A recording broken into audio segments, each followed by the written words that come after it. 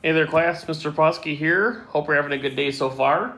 We're continuing with 2.5 day 2, which is reason using properties from algebra. The essential question is, how do we write a geometric proof? As I talked about in 2.5 day 1, the basis of all math is proofs. It's basically, we can assume certain things to be true because someone proved that it's true beyond any reasonable doubt, based using logic and reasoning and properties that are assumed to be true, like axioms and postulates.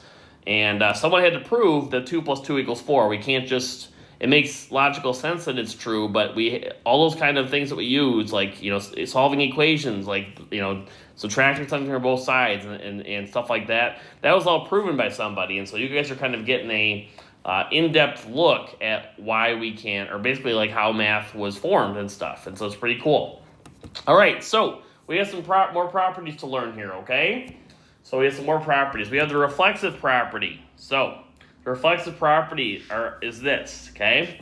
For any real number A is equal to A. All right, it seems pretty fundamental. But basically, if you're trying to prove that like 3 sides of a triangle are congruent, and you have like a shared side, that would be important to be able to say, well, we can assume that it's equal because it's a shared side, okay? So another example for segment length, we can say that segment AB is congruent to segment AB, it's congruent to itself, or length AB, remember if there's no line above it, is equal, that's a length is equal, okay? Or angle measure, we can say that angle A is congruent to angle A, it's congruent to itself, or measure of angle A is equal to measure of angle A, okay? So these over here are shapes, and these over here are distances, or I'll put measures actually, I'll put measures. Okay? All right, so basically what the trick is, or what I want you guys to remember is that something is equal to itself. Something is equal to itself. Or the word I want you to remember for reflexive property, not that, is itself. I want you to put a box around that, okay? Itself is what I want you to remember for reflexive property, okay? All right, so that's basically, that's one of the properties we're going to need to use to be able to prove certain things, all right? Next one, let's talk about symmetric property. So, for any real numbers A and B, if A equals B, then B equals A. We'll see if we can figure out what we're going to put in this top blank up here to remember it. So B equals A. For segments A, B, and C, D, if AB equals CD, then it actually should be like this. Then CD, it's like length segment CD should be congruent to segment AB. Okay. Same thing over here for any angles A and B. This actually should be, so basically, it's angle measure. Let me see here. Something's goofy here. Yeah, so there's, they talk about segment length or angle length, angle measure, that kind of stuff. So just be careful. If we're talking about measures can be equal, but distances or shapes are congruent, okay? So we'll just go with what they have here. That's not a problem.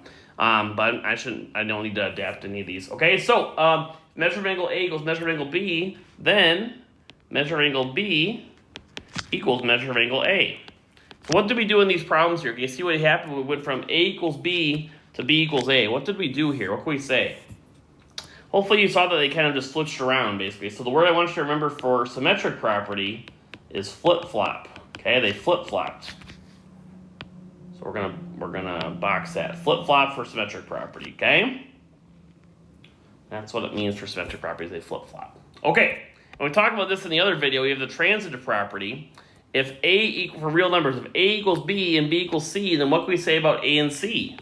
Well, then A is actually equal to C, because if they're both equal to the same thing, they have to be equal to each other. That makes logical sense, right? Same thing for segment length. If AB equals CD and CD equals EF, then what do we know about AB and EF? Well, they have to be equal to each other.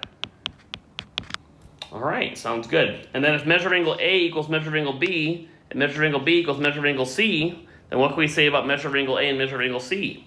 Well, they have to be equal to each other, because they are both equal to B. All right, so what's the way I want to write in the blank here is therefore, or these three dots right here also means therefore, okay? So if I can say that measure of angle A equals measure of angle B, and measure of angle B equals measure of angle C, therefore, or thus, I can say that measure of angle A equals measure of angle C. Okay? Should have made that a different color, but that's okay, not a problem. All right, we're gonna do one little proof down here. We got one proof and a couple checkpoints. Let's see how we do with this, okay? All right, using properties of equality. It says show that measure of angle 1 equals measure of angle 3, given that measure of angle 1 plus measure of angle 2 equals 180, and measure of angle 2 plus measure of angle 3 equals 180. All right, so what do we always start with our proofs? We talked about it in the last video. We start with our givens. So what are our givens here? Given this and this. These are our givens. So measure of angle 1 plus measure of angle 2 equals 180. And also measure of angle 2 plus measure of angle 3 equals 180. And the reason for that is what? Given. Our givens. Okay, those are our givens. Those are easy points there for our proof. Okay.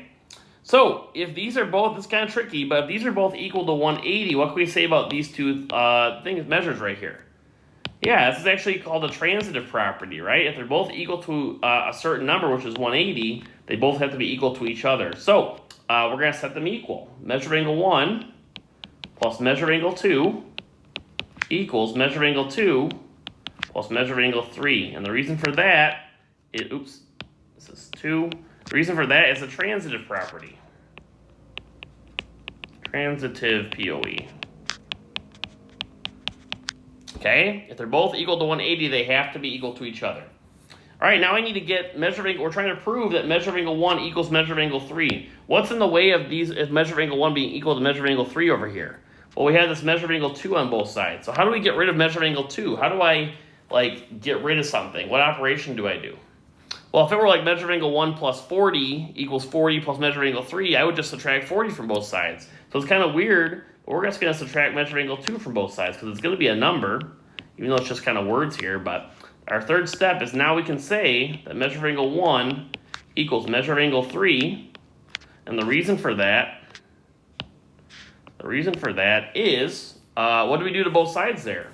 Well, we subtract it, so it's going to be a subtraction property of equality. All right, and that's our proof. We did it. We proved that measure of angle 1 equals measure of angle 3 using logical statements. All right, we'll get more practice with that in 2.6 as well. Okay, why don't you guys name the property of equality here that is illustrated by each statement, and see if you can figure out what goes here. All right?